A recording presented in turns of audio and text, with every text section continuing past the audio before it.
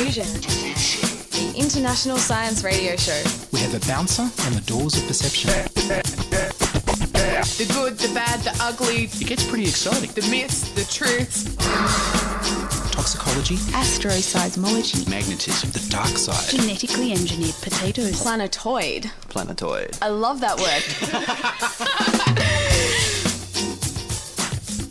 Hello and welcome to Diffusion. Sit back and relax while we repurpose your brain with weird and wonderful science. I'm Ian Woolf. On this Blast from the Past edition, from 2006, Jacqui Pfeffer checks out robot lovers with an engineer and a psychologist. But first, here's the news from Jacqui Pfeffer on testosterone bargaining from 2006 and Jacqui Hayes on tobacco and misdirection from 2008, with a few words from Tilly Boleyn and me.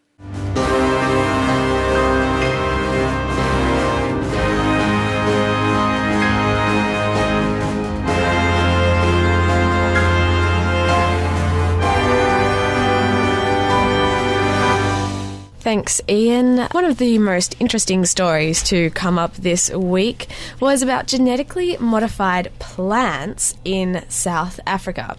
Now, this isn't like the canola thing in New South Wales and Victoria where they're planting crops or anything.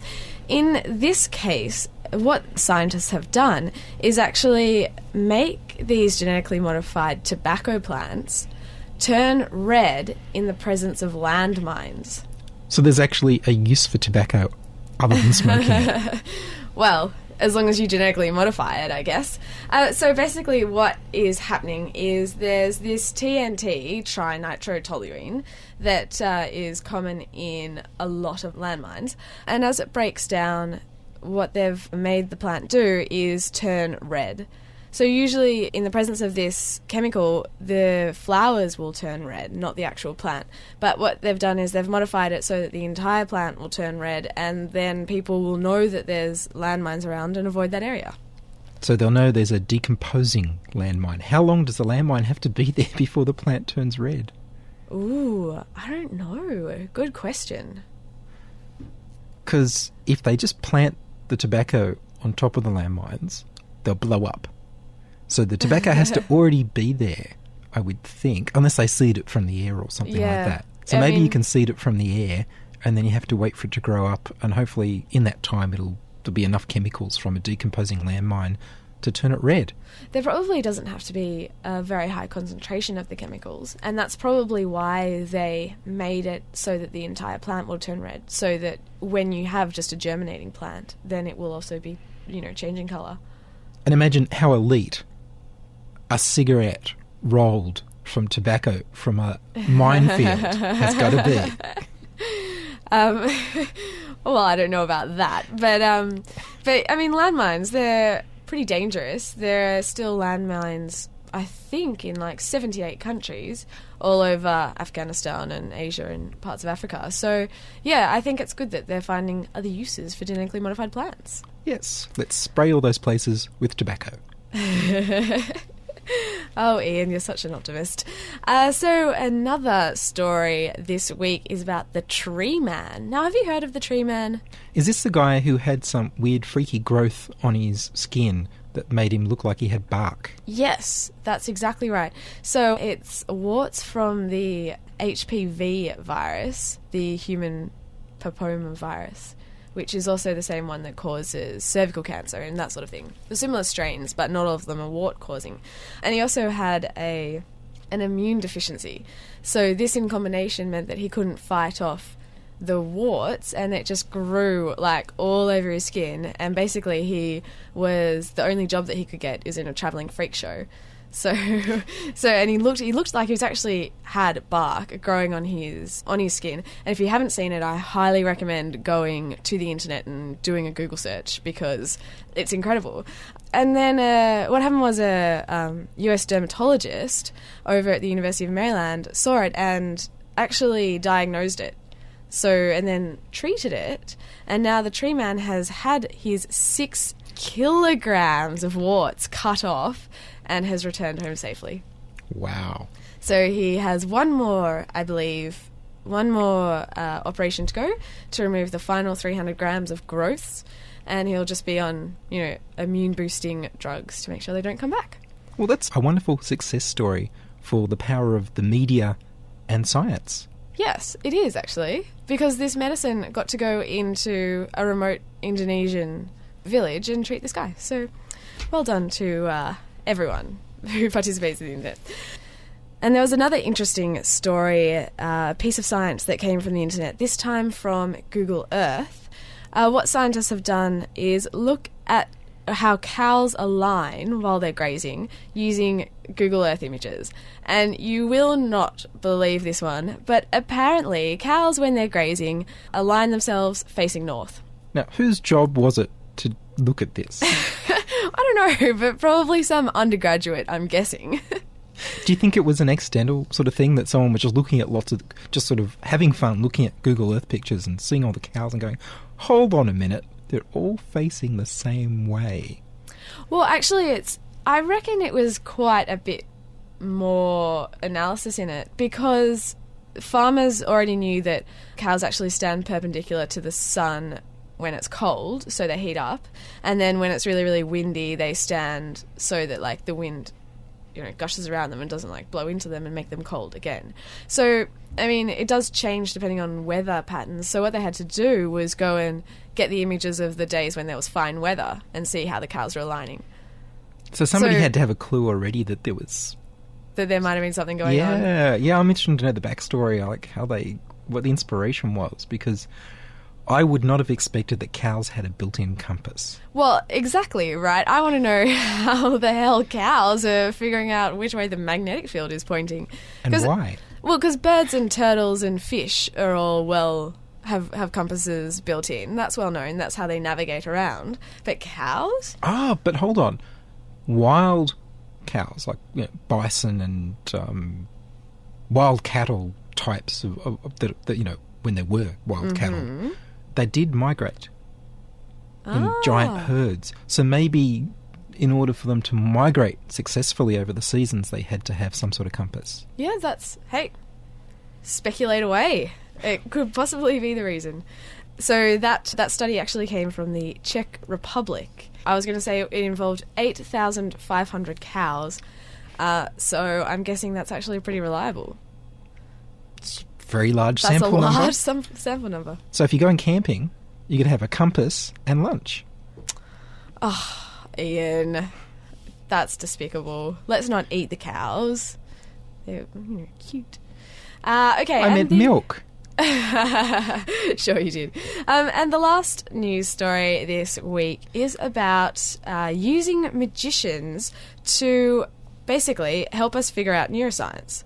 Now, you know quite a bit about this, don't you, Ian? I've seen you pulling some magic tricks before. Yeah, cognitive psychology and magic should have been friends a long time ago, because magicians, as they say in the study, have been doing this for thousands of years, and they've got pretty sophisticated techniques at finding all the gaps in the way we perceive the world.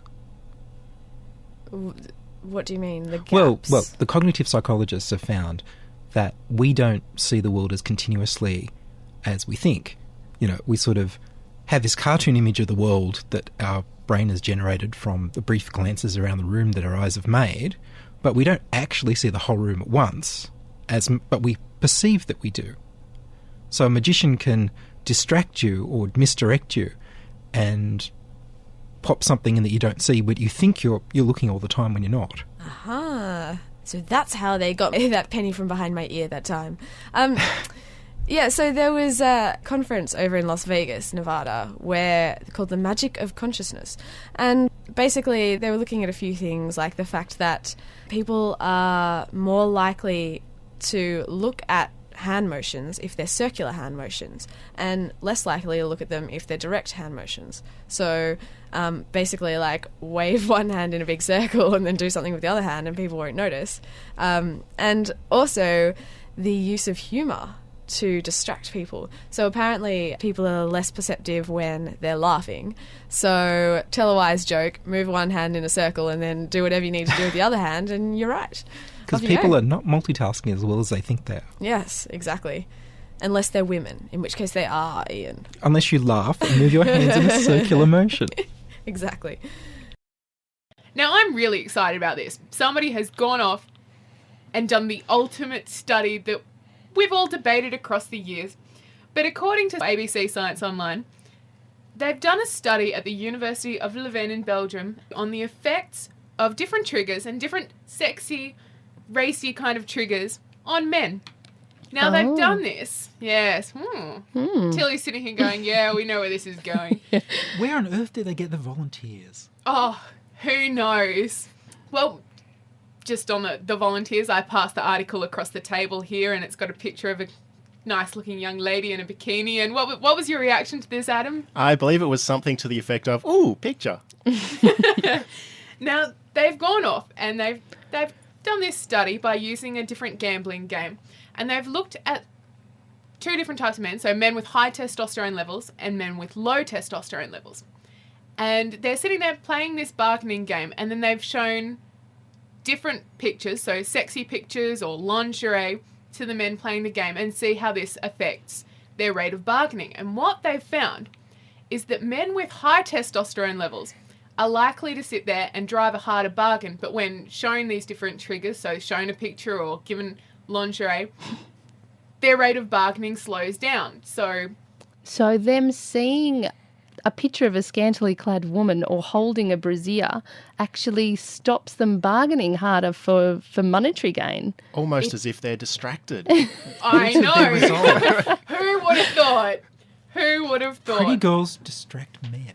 Wow, there's a headline for you. So it's just confirmed everything that you might have heard. So what happened with the men with low testosterone?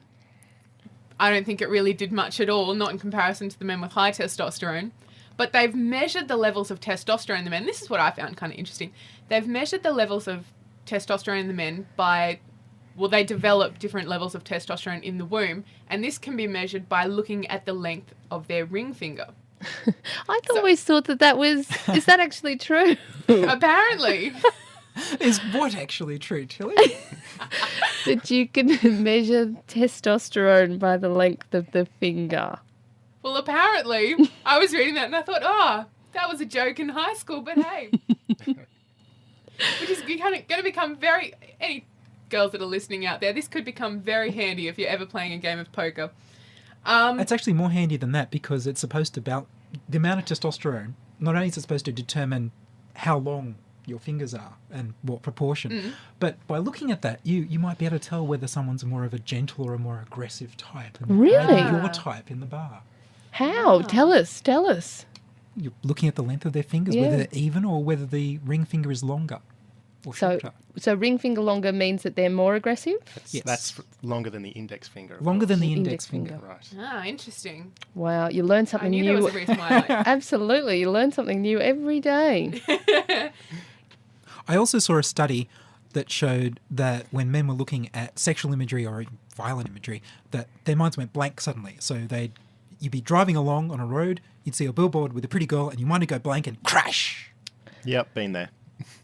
For all our pregnant listeners who feel they can't stand to be pregnant, it turns out you've evolved to be able to stand while you're pregnant. Really? Women have different backbones, different vertebrae to men. And what does it do? So they can be balance. front heavy. So they can balance while they're standing up. So they have wedge-shaped vertebrae in the lower back, and the interlocking bony projections that align each vertebra with its neighbours are larger than they are in men. And it's been that way for about 2 to 3 million years, and we've only just noticed. We've only just noticed 2007. We've known anatomy for quite a while. That's a bit surprising. But we didn't notice that women have different backbones to men. So when you see a lot of pregnant women, they're often holding onto their lower back and leaning backwards. And men can't do the same. So men don't have the flexibility to do that? Is that the idea? Exactly.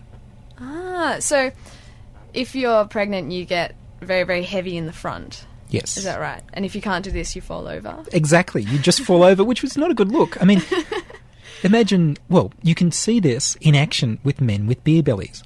When they get big, a lot of beer, what happens? They fall flat on their face. So, poor men out there, they probably have bellies just as big as women, but they can't do this bending back and putting pressure on the lower spine. That's right, they haven't evolved for it. You said we've had this for 2 or 3 million years, is that right? Yes. What about other primates? Well, that's how they know it's been that long. Right. They found an Australopithecine fossil from 2 to 3 million years ago. Australopithecine woman who has the same wedge-shaped vertebra and large interlocking bones in the spine. So she would have carried her baby the same way, leaning back.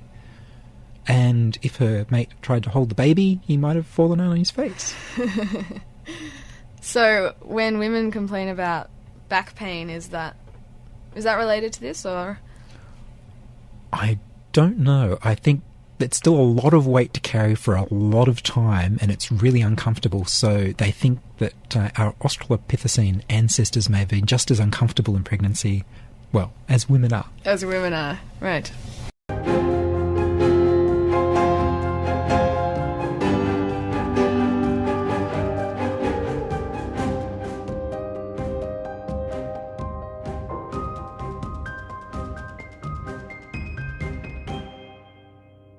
You're listening to Diffusion Science Radio. Send emails to science@diffusionradio.com. We're brought to you across Australia on the Community Radio Network and podcast over the internet on www.diffusionradio.com.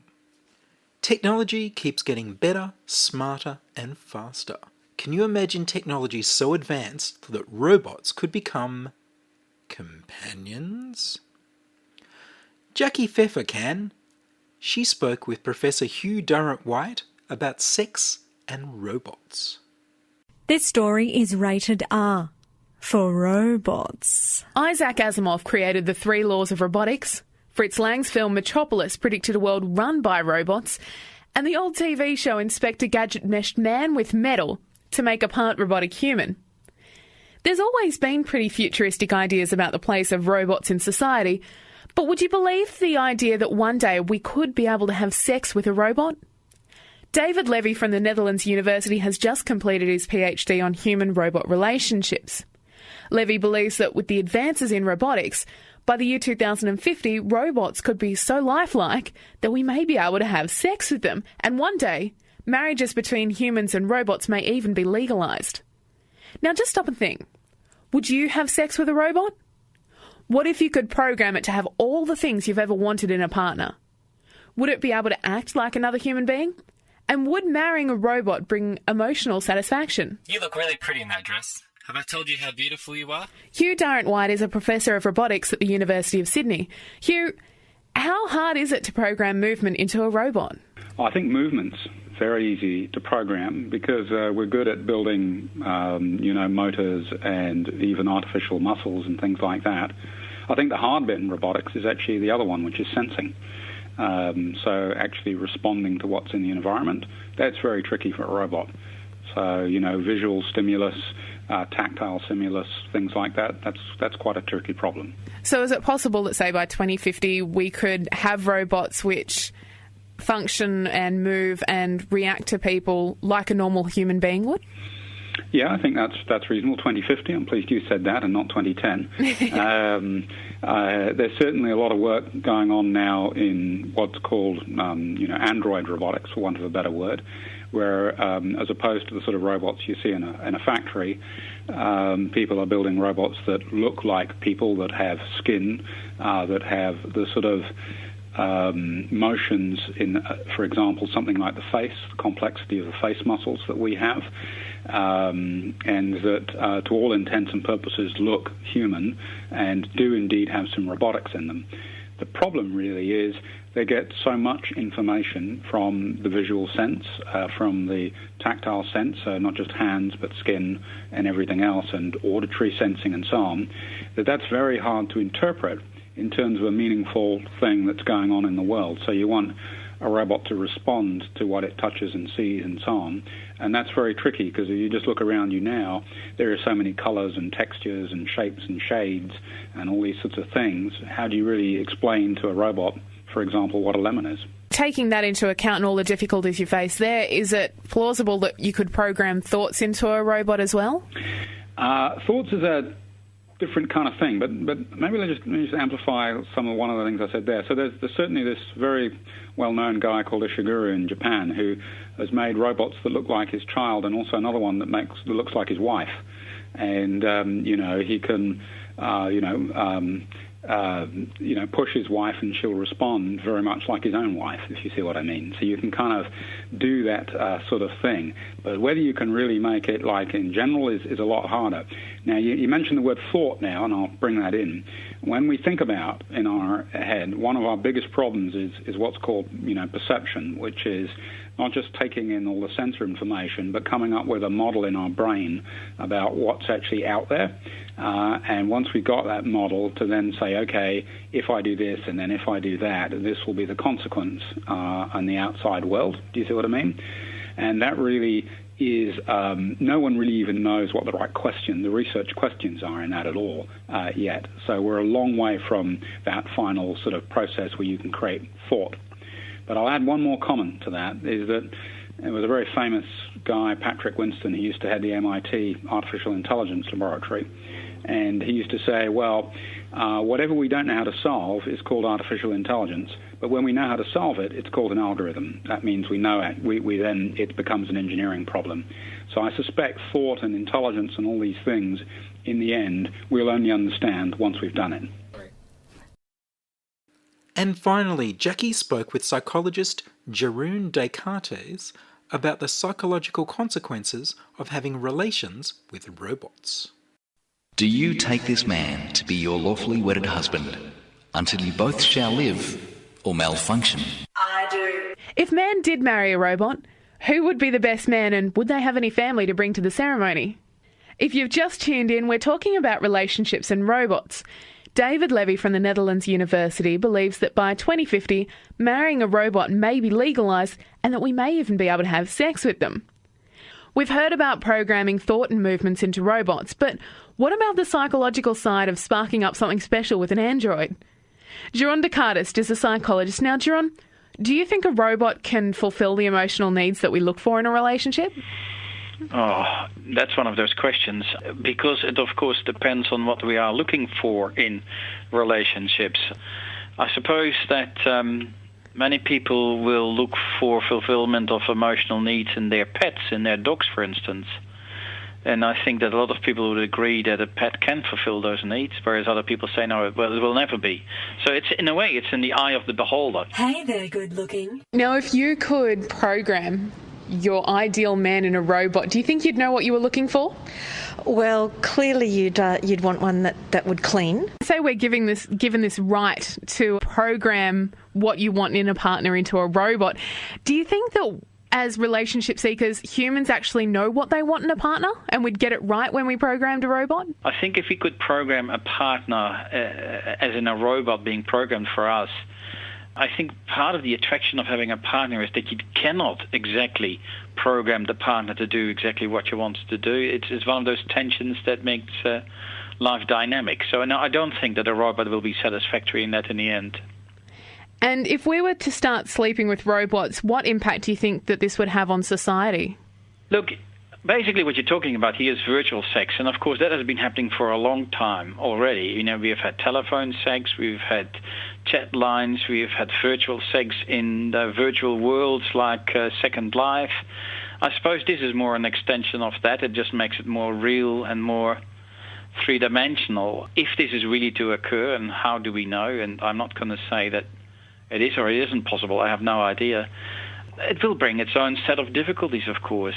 What if the robot gets preferred over the real-life partner? And what if the robot is better at certain things than the real-life partner? I am not sure that this is going to be a solution. I think it's one of those 50-50 issues where it will bring as many problems solved as problems created. That was Jaqui Pfeffer talking with Jaroon Descartes about robot relationships. And now an announcement from Prime Minister Scott Morrison thanks to Hugh Parkinson. We're here today to announce that we're announcing here today the announcement that we're announcing all of the announced measures of this announcement on the basis of the announcement we have made today. And at this stage, having just announced it, we'll be announcing further measures on these matters once they're finalised. And that's all from us this week on Diffusion. Are you a scientist, artist, biohacker or maker who'd like to be interviewed about your work? Would your company like to sponsor Diffusion? Send your contributions, opinions, helpful suggestions and donations to science@diffusionradio.com. That's science@diffusionradio.com. Please like the Diffusion Science Radio page on Facebook and rate the show on iTunes. Tell your friends. Follow me on Twitter @IanWolf. The news music was Rhinos Theme by Kevin MacLeod of Incompetech.com. I produce Diffusion, which is broadcast around Australia to 28 stations on the Community Radio Network, including Radio Blue Mountains 89.1 FM in New South Wales, 8CCC in Alice Springs and Tennant Creek, 2 MVR in Nambucca Valley, 3 MBR in the Mallee Border districts of Victoria and South Australia, City Park Radio 7LTN in Launceston, Tasmania, and 2XXFM in Canberra. Diffusion is narrowcast on Indigo FM 88 in northeast Victoria. Diffusion is syndicated globally on astronomy.fm. Subscribe to the podcast on the Diffusion website, www.diffusionradio.com. That's www.diffusionradio.com, and check the website for links, photos and videos about this week's show. If you enjoyed the show, you can explore more than 1,000 previous episodes archived on diffusionradio.com, where the shows are labelled by keywords so you can focus in on the stories you want to hear. Make a donation through paypal.me/IanWolf, or join my patrons at patreon.com/diffusionradio. I'm Ian Woolf. Join us inside your audio device of choice for more science wondering next week on Diffusion Science Radio. Science is fun.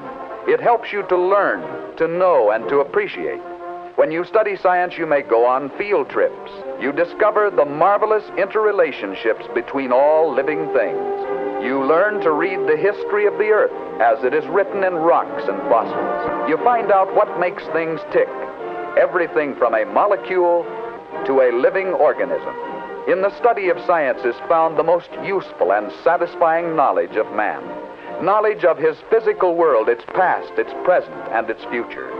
And in your moments of relaxation, now and in the years to come, you will find the study of science leading you into fascinating pursuits. Photography, collecting. Why study science? Study science because you will find in the study of science a richer, more rewarding life.